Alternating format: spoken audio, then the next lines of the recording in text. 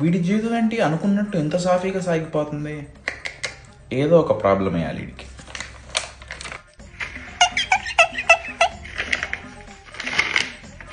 When Daridram wants to dance on my head, I will be the DJ sound system.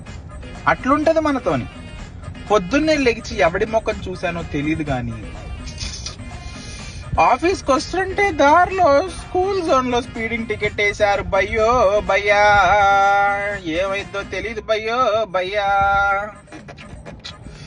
రోజు highway మీద వెళ్ళే నేను 2 నిమిషాలు ఎక్కువ చూపించింది. 2 నిమిషాలకి కకృతిపడి సిటీ మధ్యలో రోడ్లో నుంచి వెళ్ళా. స్క్రిప్ట్ అవసరమా? నాకు అవసరమా? 2 నిమిషాలు ఎక్కువ చూపిస్తే ఏమైంది? హైవే మీద వెళ్ళొచ్చు కదా. పాయింట్ నెంబర్ 2, ఎవడు నా కార్ని ఏ రోజు గెలకడు. లేదా మరి నేనే తగిలానో రైట్ సైడ్ మిర్రర్ కి ఇట్లా పైకి పెట్టుంది, సో నాకు వెనక కనపడట్లా. అది సెట్ చేసుకుందాం. నేను ఇక్కడ లెఫ్ట్ సైడ్ రైట్ మిర్రర్ ని సెట్ చేసుకుంటా, రోడ్డు చూడలా. స్క్రిప్ట్ అప్పటికే నేను స్కూల్ దాటా. స్కూల్ జోన్ లో చూసి 25 వెళ్ళి స్కూల్ జోన్ దాటి స్కూల్ అయిపోయాక కొంచెం తొక్కా.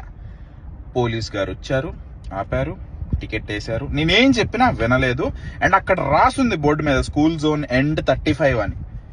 అయినా కానీ నువ్వు స్కూల్ జోన్ లో స్పీడింగ్ అని చెప్పి టికెట్ చేతిలో పెట్టేసి వెళ్ళిపోయారనమాట. ఏం చేస్తాం?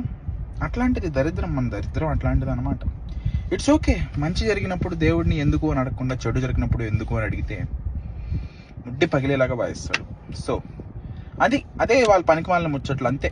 టికెట్ పడింది, చూద్దాం ఏం చేయొచ్చు, ఏం చేయగలము. రేపు కోర్టుకు ఫోన్ చేయాలి, అప్డేట్ ఇస్తా. Bye bye.